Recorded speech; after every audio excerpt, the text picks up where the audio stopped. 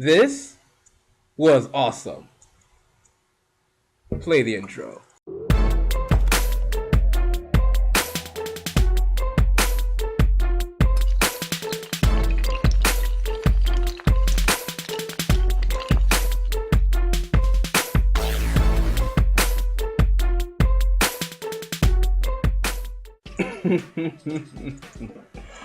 Oh man, oh man.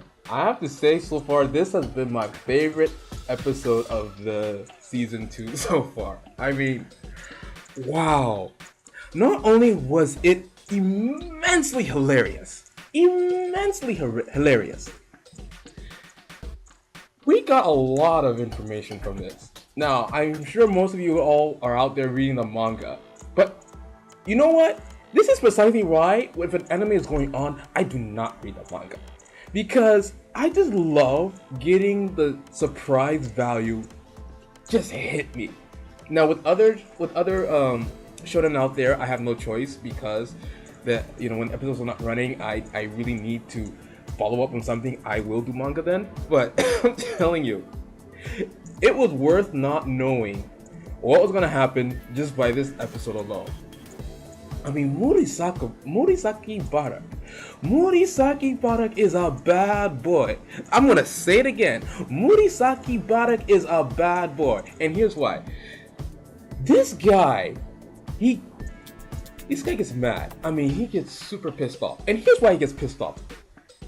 Apparently, this guy cannot stand watching other people try so hard to do so well, because he's just so good and so bad that he can just crush them like insects. I mean, it gets on his nerves that people work so hard to actually succeed. Can you imagine?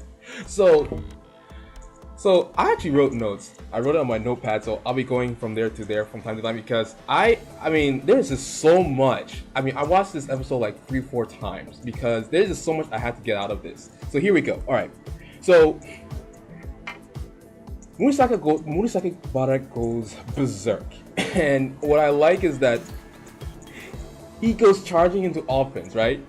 3 people triple team him, and he is dragging them along like they're nothing, and then goes up and scores. And then I believe when okay, I have here that so then Kiyoshi gets the ball. And he's going in for that same move where he tries to go up to shoot, but then actually does a pass. Well, this is what Murasaki does, is that he goes up with one hand and then with, I believe it was his right hand, and then he swipes away the pass with his left hand. So this guy not only has fast reflexes, he's so versatile even in his defense. He can jump and defend 2 positions at once, or 2 areas at once. Very good. And then what happens next? Meanwhile, during this whole time he's doing his whole monologue thing about, how basketball is not about how best you try. It's about, it's not about how you enjoy basketball and all that stuff. I mean, he's just going on.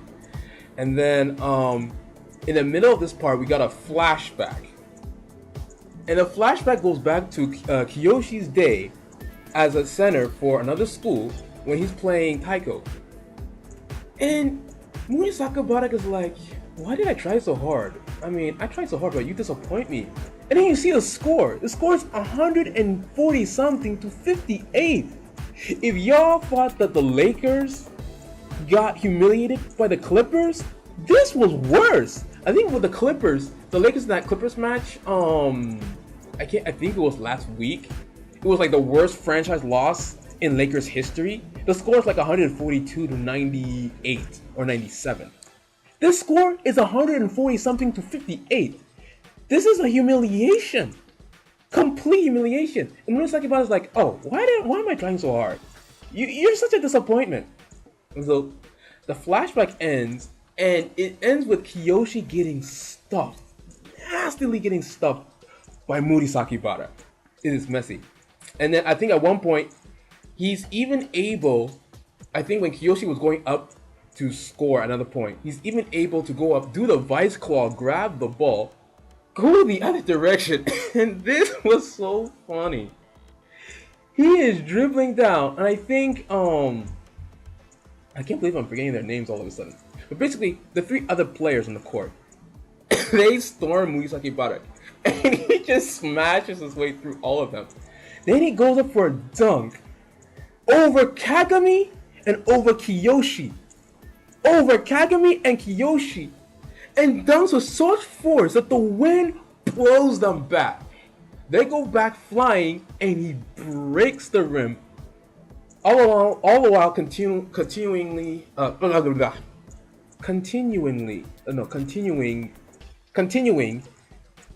his monologue. Whew. Seriously, I mean, when I watched the episode before this, I remember thinking to myself, this guy cannot all be about defense. You know, there has to be more to him than that. It has to be more to him than that. And we hear from Kuroko that not only is this guy a monster in offense, as we clearly saw in this episode, at one point in one game he scored 100 points in one game. And apparently this was a record. He's basically like Wilt Chamberlain's lost son. It's like, maybe Wilt Chamberlain, got with a Japanese person. I don't know. All I know is that this guy is like Wilt Chamberlain's son.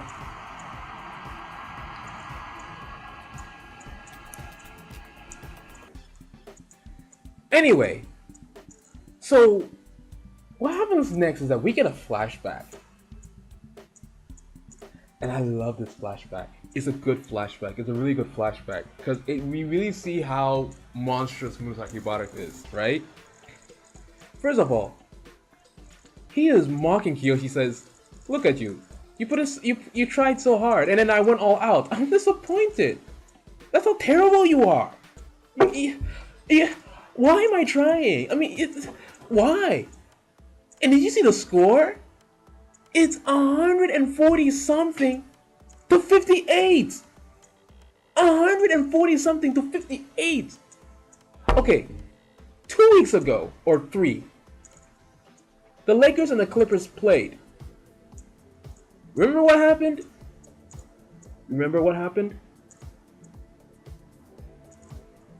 The Lakers lost 142 to 98 or 97. And that was considered the worst loss in franchise history. The worst loss in franchise history. And I didn't see the game, but I saw the replays. And I'm telling you, I have never seen the Lakers so disgraced, so humiliated, so blown out of there. I mean, it's not the fact that they were just scoring points. The way they were scoring points, the dunks, the alley-oops, I mean, the disrespect. But anyway, forget about the Lakers. Taiko Middle School humiliated, disrespected, obliterated these guys 140 something to 58. And Murasikibara is not pleased that he put in his effort to crush those miserable ants. So, that flashback, that's what that flashback was about. And I was stunned. So, I believe that flashback ended. Let me see, where are my notes here? Okay, so that flashback worked hard and was taunting him. So when that flashback ended, it ended with Kiyoshi getting stuffed. And then that's when he comes down with the ball. He comes down with the ball. He dribbles through 3 players. And he swaps them aside like they're nothing. He just charges full steam ahead through 3 of them. Then he takes the ball and gives a nasty 2-handed dunk over Kiyoshi and Kagami and just plummets them. And then that's when the flashback started, and then he picks them up. He picks up Kiyoshi. He's like, "You see, you failed. You failed because you ran out of energy. Because you had no energy to do this. None whatsoever. And you have no talent. Well, he didn't say that. But he said that basically, you failed. You failed to stop me. But did you enjoy playing basketball?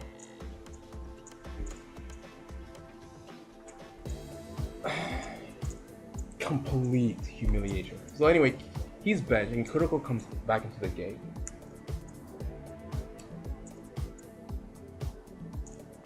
And he is visibly pissed off. Let me repeat. He is visibly pissed off. And I'm telling you, this is the most serious. We have seen Kuroko get really angry. And for me, who has not read the manga, I mean, I just revel in the shock value of the anime. Of seeing how angry he gets. I mean, the last time that I thought Kuroko got really angry, like really angry, was when they're playing Aomine. And this was Kuroko being angry. Kuroko comes out. Aomine-kun, you need to learn to play with other people. That is why I will show you a different way of basketball. I will defeat you. That was Kuroko pissed off back then. This time he comes out. I cannot stand you who deny the efforts of others. I am going to beat you and we are not going to lose. I mean, this is him really pissed off. And I'm telling you, it is good to see that there is some emotion in Kuroko. And then we get a flashback. And in this flashback, we go back to middle school. And for me, okay, this is the choicest morsel of the episode. We get a flashback and Kuroko is there and he's talking to Murasikibara. Well, no, he wasn't talking to Murasikibara as at first. But Murasikibara is talking to some other kid, some kid, and he's like, you know, why you try so hard? You think if you try so hard you can get it with your level of skeleton toe? And you still want to play basketball? Why don't you give up?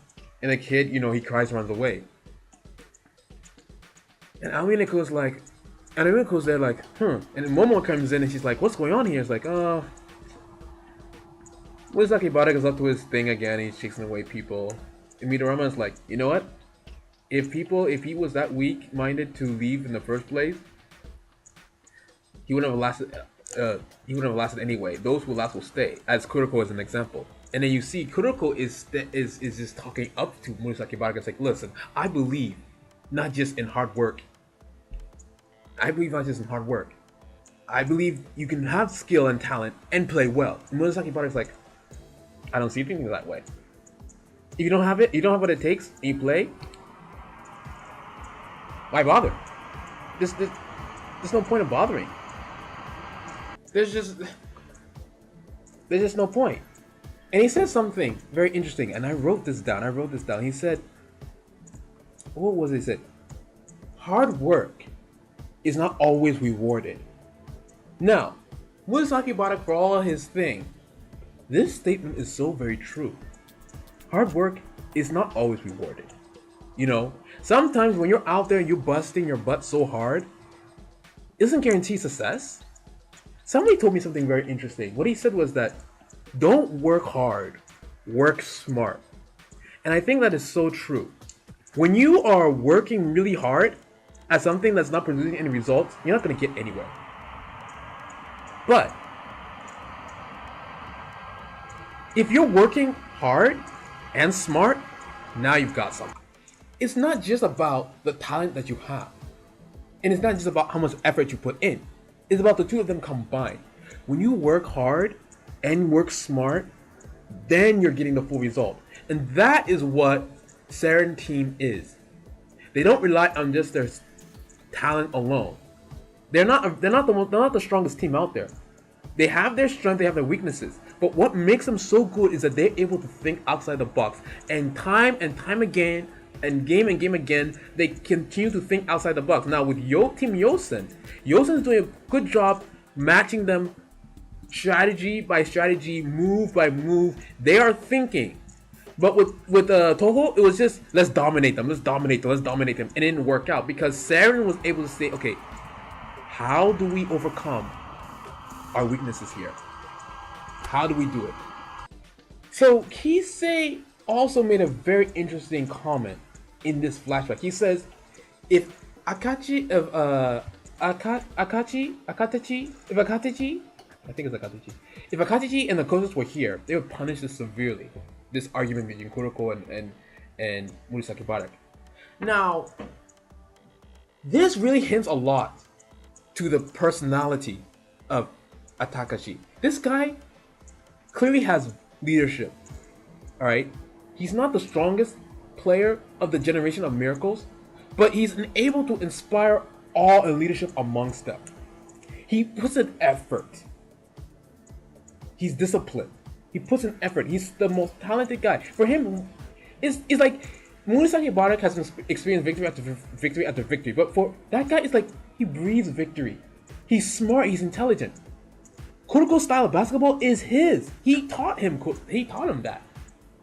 And on top of that, he's able to enforce discipline. I remember when he first called him for the meeting of the promise, I was amazed that they're no longer a team, and yet this guy still has an aura of command amongst such a skilled group of players. It's like Aizen and the Espada. At least at the time we were introduced to the Espada, they were so powerful, right? And you're thinking to yourself, how does a mere Shinigami captain have control over all of them? Because Aizen was strong in terms of command. I mean, he was strong spiritually, of course, but he was able to really emphasize his presence with power and authority, and that is Akateshi, the point guard. This guy, when we get introduced to him, he's going to be the most dangerous guy to go up against because this guy is a combination of skill, discipline, talent, creativity, innovation, discipline, command, authority, everything. So we get a lot. We get a ton of character development from a character who's not even there yet. This is all a prelude to the introduction of the mighty Akateshi. But, Akachi.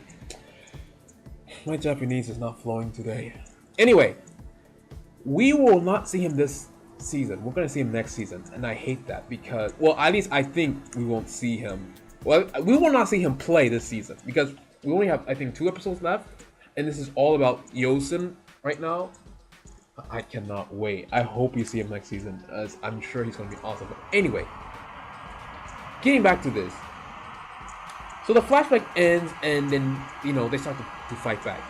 And Saren, like I said, thinking outside the box. They go into man-to-man defense. Yes, man-to-man defense. Full court, full pressure. Like the Duke teams of old.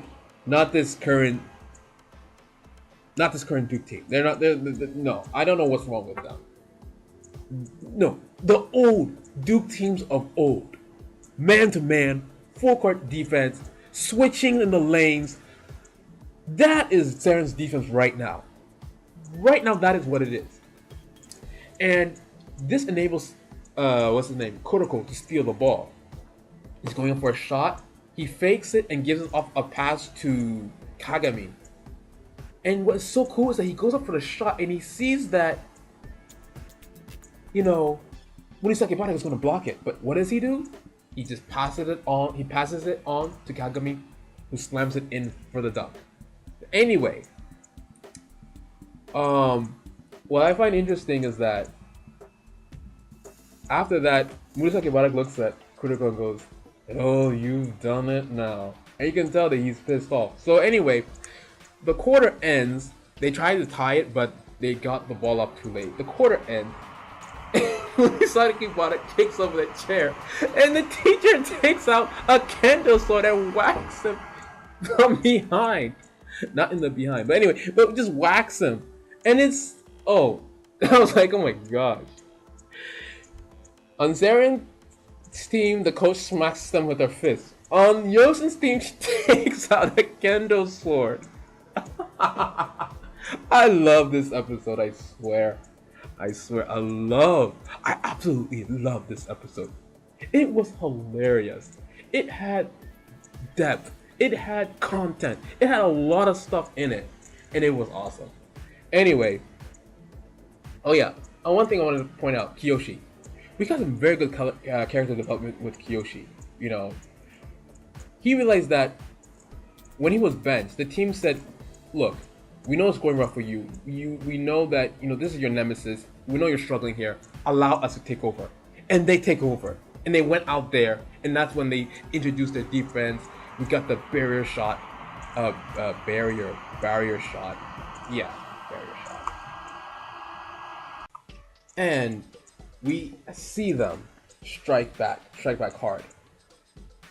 So anyway, what I want to say about Kiyoshi was that we saw in that game where they played the Spider team. Yeah, that team that had like the spider web plan where they played really dirty, where they hurt, and he put himself in the center and was taking the beating for the team. Well, this was an opportunity for the team to carry the burden for him. So he learns that he doesn't have to do it all by himself, but the team is there for him. So that was very, very, very, very well done. And so anyway, that's the end of this episode of Kuroko no Basket. Like I said, we got a lot from this chapter. First of all, it was very funny. It was hilarious. We got to see Murasikibara go on offense. He's a bad boy. We got to see the past, to see Akatishi, to know how the point guard, to see that he's really a dangerous guy. He is really, really, really, really, really, really, really, really, really, really, really powerful. And we're gonna see more about that. But anyway. And not only that, we got some character development. We got story progression. We got so much. And it was so good. I swear, go out there right now and watch this episode. But first, give me your thoughts and comments for those of you who have. Let me know what you think. I